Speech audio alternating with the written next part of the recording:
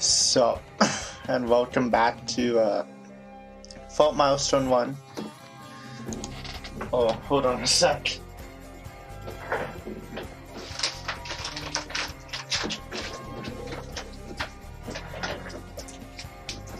Dude, my voice was perfectly fine, and as soon as I started, just started recording, it's acting up. Don't worry, I have throat candies. Should mitigate it. Hopefully it doesn't make me sound too weird.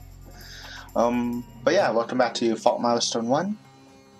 Last time we finished off Rudo's past and learned more about Rune and stuff.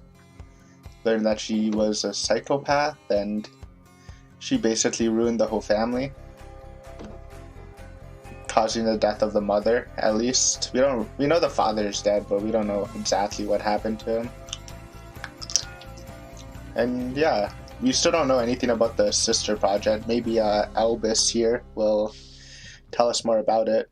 Except we learned about her death, so we know that Rune's 100% dead, the original one anyways, by suicide or something else. That's the only part of the story I didn't really 100% believe, just because it went by so fast.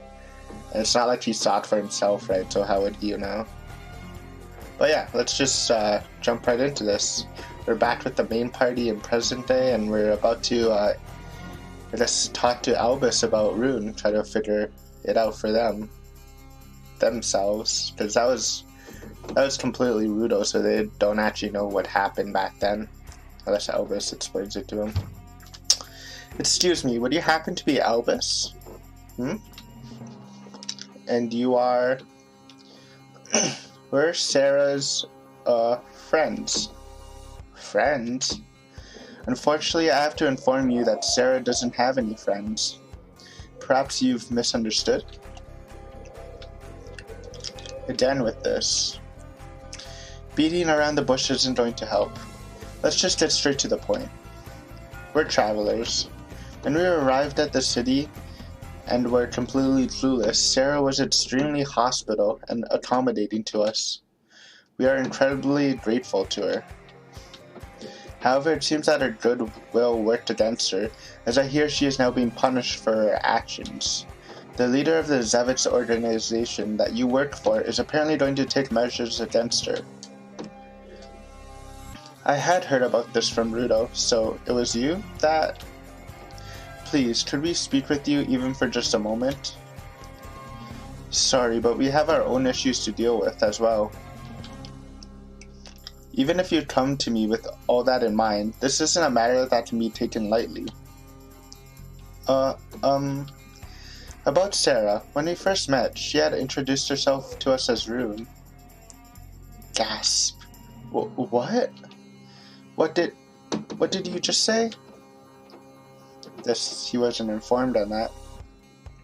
Albus's Bruce, I don't know what that is, expression changed in an instant. It seemed that anyone deeply connected will have quite the reaction to the name Rune. Now we just need one more push. I promise you, if this matter is not of your concern, then we will not press you any further. I understand that this is incredibly presumptuous of me, but I simply want to confirm a few things. I seek to have a discussion with you. Shall we take this elsewhere then? Yes. Our lodging is just on the outskirts of town. Is that alright with you? Just the two of you? Yes, what of it? Come on, Albus. Don't you feel that bringing a man back to your lodging at this time of night is rather careless? Careless? What makes you say that? And what does being a man or a woman have to do with anything?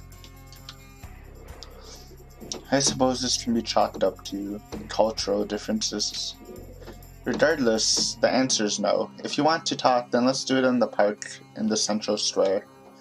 At this time of the day, there are still people around, and it should be a much quieter place than this. Please, go ahead. I'll leave as soon as I settle the bill. Well, just what was with his attitude? Selphine? What's the matter? I have a feeling that in this place's culture, men are still predominantly in a position of power. Huh? That can't be. Considering how much their civilization has progressed, that is rather hard to believe. You never know. Without any craft, then a normal girl can't really beat a guy in a fight. Rusenhide was like that before too, right? A male-centered society where brute force means everything. Just how Londerdo was that? Still, that does explain his initial demeanor. I can't quite tell whether this city is progressing or regressing. Is something on your mind? No, it's just... I just thought that it's kind of scary if that was the case. Violent crimes through Seldom still do occur in Rusenhide, but ones born from sexism are just about non-existent. That is true, but when even things as simple as this have to be explained to be understood? Do you think we could ever understand each other? You do have a point. However, if you become fearful from just that, the name of Rusenhide will be tarnished. As long as there's no major obstacles between us, I'm sure we can talk and reach a mutual understanding. Yeah, I know. Ellipses. Sorry to keep you waiting. Thank you for taking time to meet with us. By the way, who advised you to talk to me about all this? Oh. We gave Elvis a short rundown of the events till this point. I see, so it hurts, eh? Is he doing well? Doing well? I suppose he is. If he weren't, he couldn't possibly be able to down that much alcohol. Look at Ritona's smile. So smug. I see. That's just like him. If I may presume, does this mean that it's been a while since you've last met? Yes, it has been quite a while. Let's just say things happened. In any case, why don't we introduce ourselves properly? My name is Albus Falster. I serve as the CTO of Zavit Enterprise. I am Ritona, a traveler. I am Selphine, Ritona's fellow travel companion. It's a pleasure to finally make your acquaintance.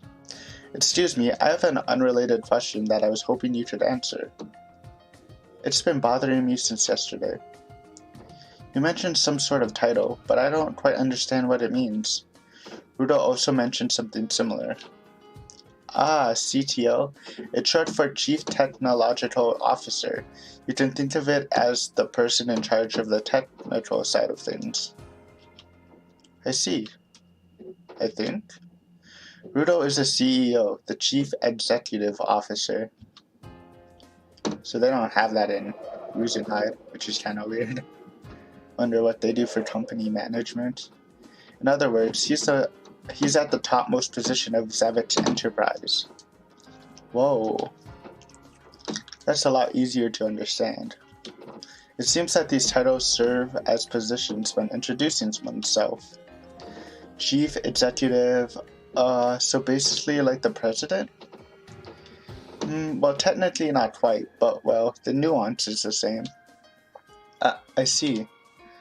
I take it your home country doesn't have entities such as corporations? Wait a minute. Do forgive me for commenting, but if I'm not mistaken, you appear much older than Rudo Zevitz. So how is it that he is allowed to wield absolute authority? You sure are straight to the point, aren't you? Well, you have a point. Rudo is a mere 22 years of age after all. I thought he was a little older. 22? Just 3 years apart from me? He's just 3 years apart away from Ritona. With that expression of his? Amazing, isn't he? He's so much younger than I am, but he's been able to keep a company this huge running so well.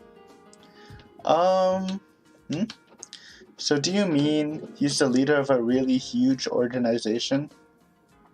That he is. In terms of sheer scale, Savage is the largest on the entire outer pole.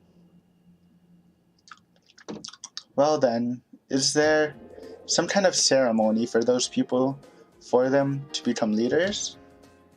Ceremony? Yes, a ceremony. Well, it's not quite a ceremony, unless you're referring to promotion parties. Party? A celebratory event. Well, during our travels, we've heard of this country. Whenever they choose their next ruler, using a ceremony called Path Down, they inherit all of their predecessors' memories, experiences, and knowledges. Yep, just heard of that place, right? It's kind of a culture wherein the descendants, the next generation, will be able to gain the qualifications they need to be the next ruler. A path down that continues across many generations bolsters the country's strength and also shows a strong unity with the citizens. Is that true? That must sound crazy to these guys. For someone so young to inherit such a large kingdom, well, company in this case, he has to be qualified to be. So do you need a ceremony like that, right? By inheriting knowledge, can I take that to mean that they are educated and groomed by their predecessors? Educated, well, that is part of it, but it's not something that's indirect. The experiences and knowledge are directly transmitted. Albus tilts his head. Directly transmitted, not via speaking, writing, or teaching. There's no such thing then. Us folk in the outer pole have to use words, speech, more concrete forms of communication to convey what we're thinking and feeling. There's no other way for us to do so.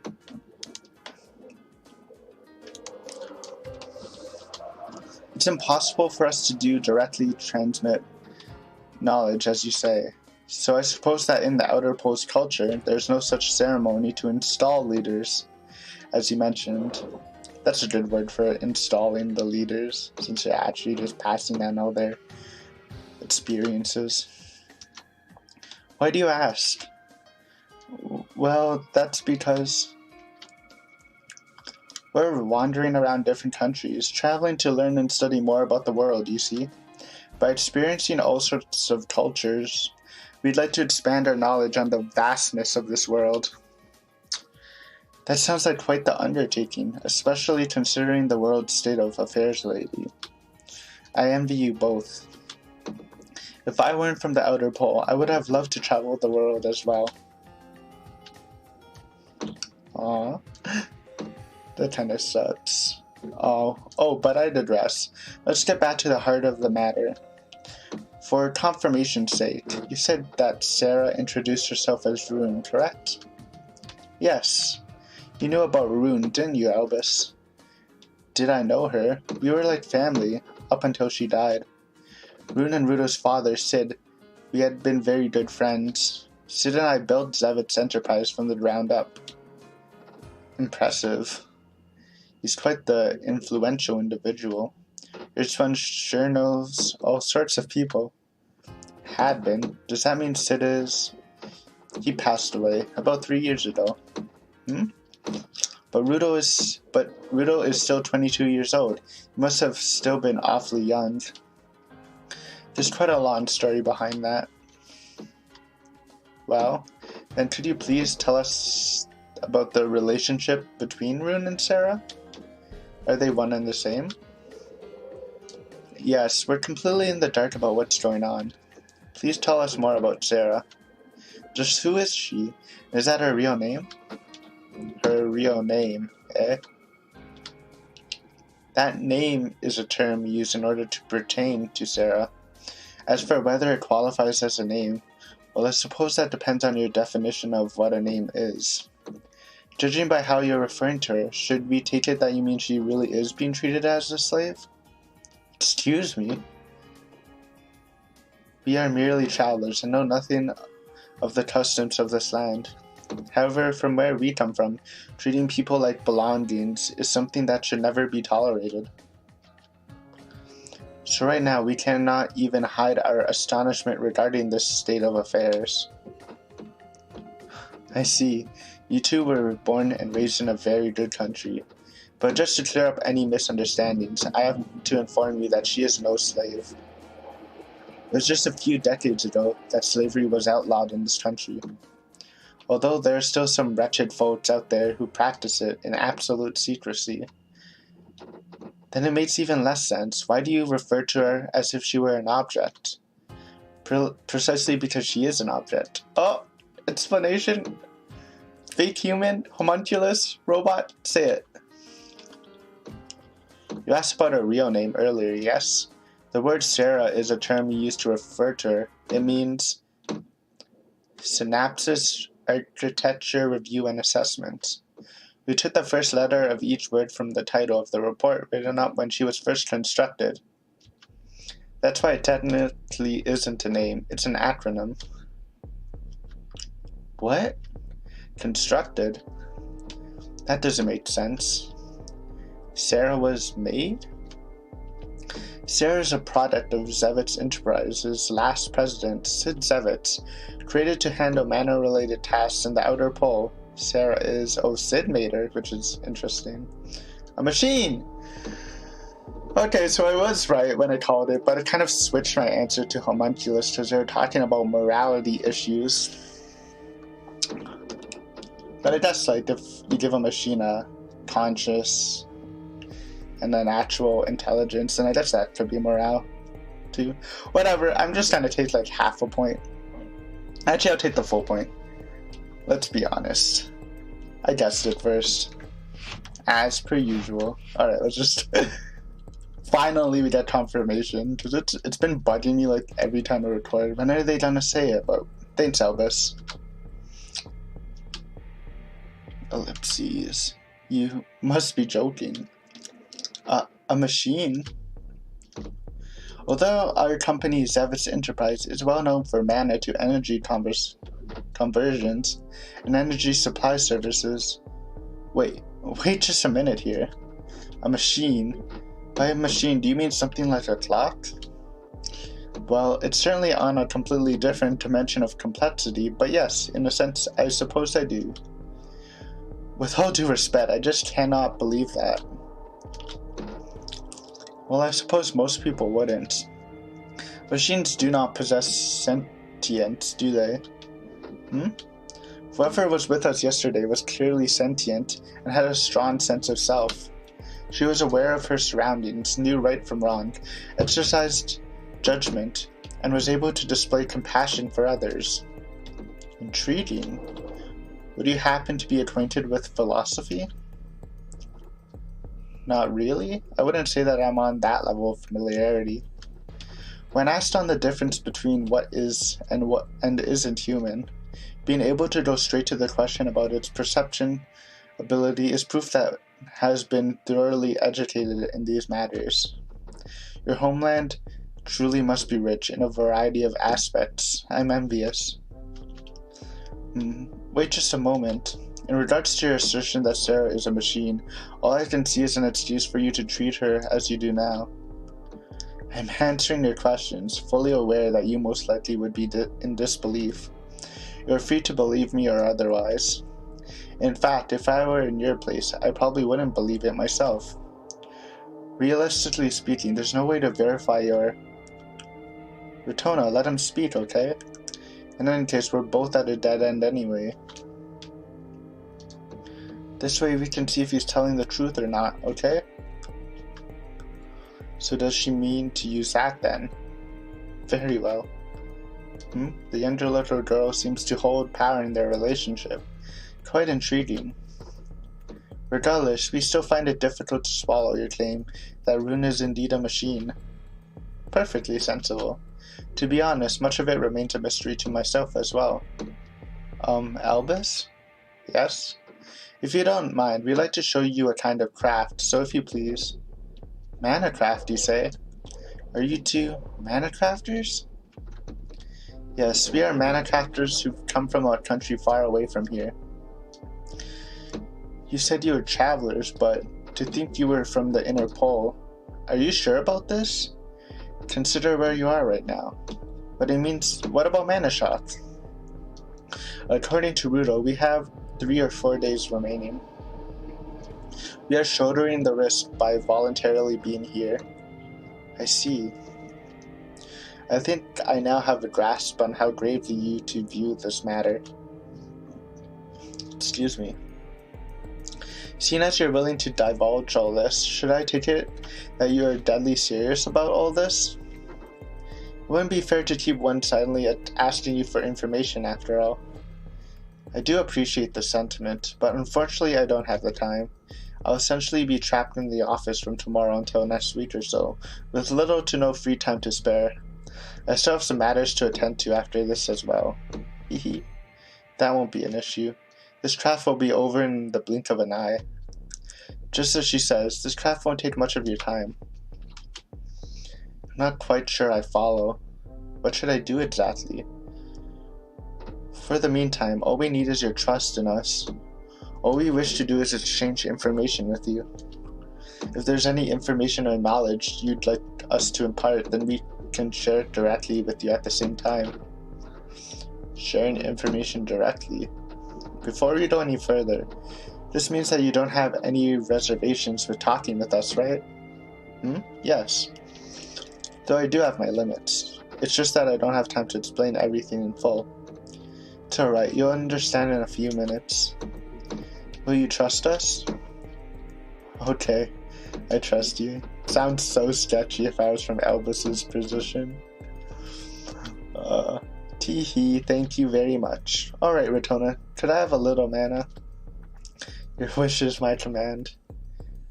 Good grief, this is quite the turn of events. I can't believe I get to see Manacraft performed in the flesh. Now I'm a little anxious. We'll explain further on the other side. Now. Other side? Uh-oh. She's glowing. Sophine. Sophine had already begun converting mana. She's so concentrated on the task, she doesn't even notice my speaking anymore. There's no naturally present mana, so my internal mana isn't stabilizing. If I didn't expect conversion to need this much concentration and stamina. Just how did Retona create her sword so quickly? Alright, this should do it. Sophine opens her eyes wide. It seems that she's finished preparations. Is it just me, or are her eyes more radiant than before? They look normal to me. The sheen of her hair too. Even her skin seems to be radiating a weak light. Shall we begin? Yes. Excuse me for a moment. Sophie pressed her right index and middle fingers together and lightly touched Albus's temples. Are you alright? It seems to be taking longer than usual, perhaps because we're in the outer pole. Yeah, it's been a while, so I'm a little nervous. No need to tense up that much. This craft isn't going to be of any harm.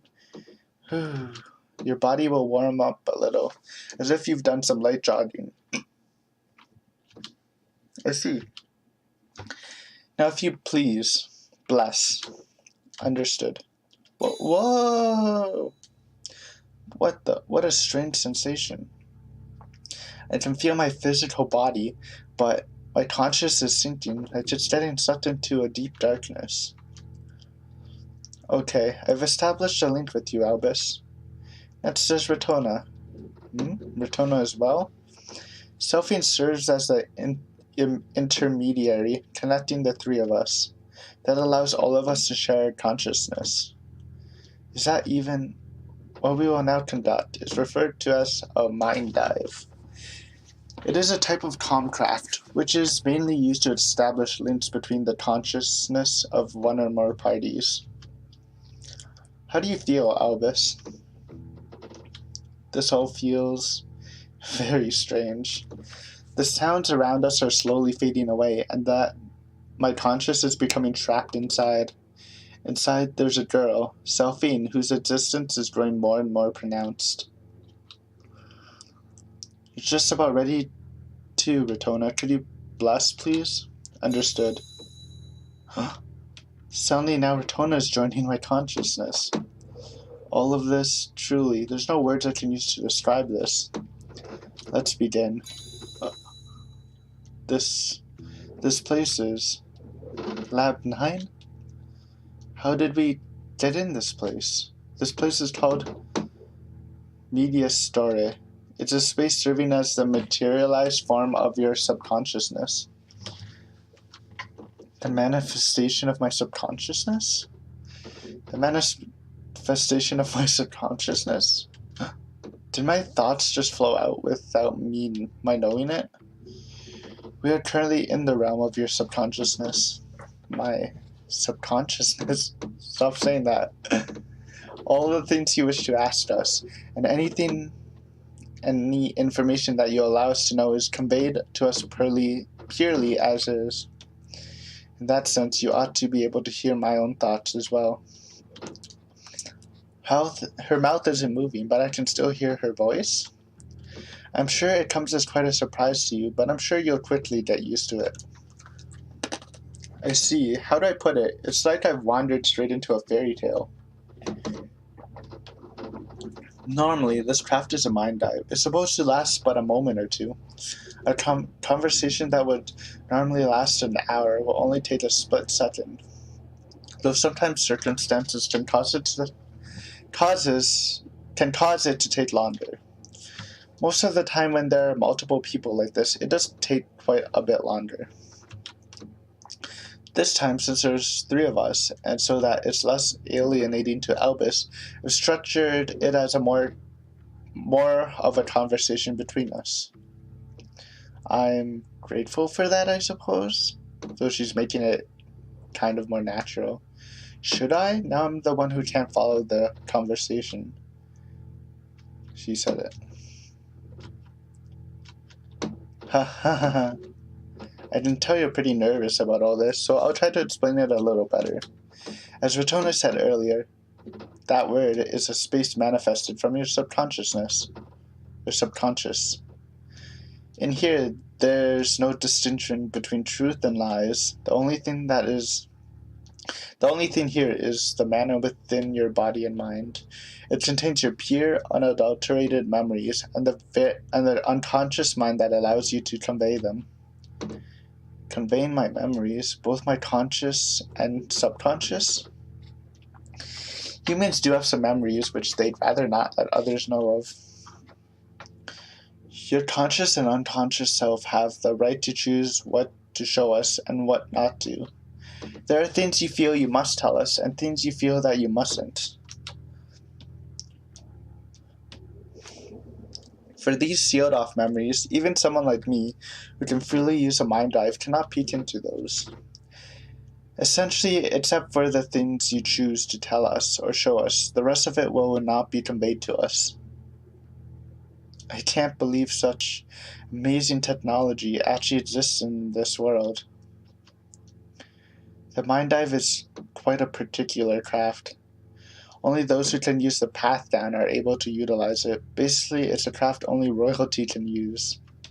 It's not something that needs to be shared, so I'm keeping these thoughts and memories closed off. Is that so? I don't fully understand, but that means we can take our time here and discuss whatever we wish to at our own pace. No, you don't need to go about it in such a roundabout manner. You should be able to communicate via senses as well. Once you open up the information we need to exchange, whatever you like to share with us should freely flow out. Huh? Nothing's happening. It looks like we need a little more time. I suppose this is what it's like dealing with someone from the outer pole. The flow of eternal mana is a little stagnant. It will take some time for it to react. Why don't we relax for a little until you get used to it? Sooner or later you won't have to speak. Instead, our consciousness will just freely share information. Alright. Still, this really is quite a strange experience. It's like I can see straight into the two of you. Your personalities, your humanity, I can perceive directly. And we can say the same to you, Albus. This room represents who you are as a person. The space is clean and well organized, the lighting is just right, and the entire area is stable. It's a sign that your thoughts are coexisting amicably with ours. If the compatibility is off, then the incongruous... I don't know that word. I think it means, I don't know, something with minds, obviously. And one's personality would either reject the mind dive entirely, or space of the M would be dark and warped. Okay, makes sense. I appreciate the compliments, but I'm not exactly the nicest person there is. The truth is, I've had some doubts about you, that you might be industry spies. For all I know, you might have been sent by Hives. Excuse me? We've known. Rather, we'd felt from him some time back. But now I see it so clearly now. Like the anxieties in my heart are being cleansed. The two of you are truly simply wanted to talk with me. And more than that, the two of you truly are worried about Sarah. Oh ho, it's begun. Ellipses. When distressing the Zevitz siblings and Sarah, there is another vital person we must distress. Sid Zevitz. He is the founder of Zevitz Enterprise and the father of Rudo and Rune. The Zevitz family was never an affluent one. Born the eldest son of the family, ever since he was a child, he was different from his peers. I had been with him since I was young, and we were practically brothers. Of all the people who I had grown up with in the slums, he was the only one who I had remained friends with till the very end. Sid's father was reprehensible, a worthless man, an alcoholic who would become violent with his own family. Truly savage. He wouldn't lift a finger to do any honest work, instead using his shady connections for get-rich-quick schemes to smuggle large amounts of purified mana into the outer pole. When Sid was 9, that man said that he would leave to find work elsewhere, and promptly disappeared from Cadia. Sid had to take care of his weak mother all by himself. At the time, the idea of using mana for energy hadn't existed in Cadia. Instead, we had to use coal or kerosene to make it through the winter. The winter cold was so harsh that there were numerous casualties every year. It was where we lived, the slums, that was always hit the hardest. If only we had some kerosene. Until he lost his mother, Sid had often repeated the phrase. He and I did our damnedest, working with everything we had to keep his mother in good health, but of course we were still only 9 years of age. Whatever we made never amounted to much. After 2 years of painful struggle, Sid's mother passed away when we were 11 years old. That year, something inside Sid changed. He had always been prejudiced against the world, cursing it every chance he got, but that changed completely. Perhaps he came to an epiphany. Unless he changes, the world will swallow him up whole. That if he goes on like this, his life will have amounted to nothing but him crawling in the dirt. He accepted the unjustness and brutality of the world. With his mother passing, Sid was alone and free to do what he wanted. Whenever he had time, he would talk about mana. At the time, it was also completely beyond me. Sid's father, whom he so hated, was obsessed with mana. Although he had hated it, he continued to pursue it, which wasn't something one would expect. Unlike his father, however, he wasn't interested in short-term get-rich-quick schemes. While we continued working in the coal mines, he would pilfer sediment that had trace amounts of colored mana in them, bringing them back as research materials. What's the time? 34. I'm trying to end it here. Sorry these episodes are shorter than the Higurashi episodes. It's just that I have to read like the whole complete time in these because there's no voices and it wears out my voice really quick. So, but this was a good episode. We finally got confirmation that Rune is a robot. Clap, clap. And I guess next time we're going into another flashback from Sid's past to see what his life was like. I hope you guys enjoyed, and thank you for watching, as always.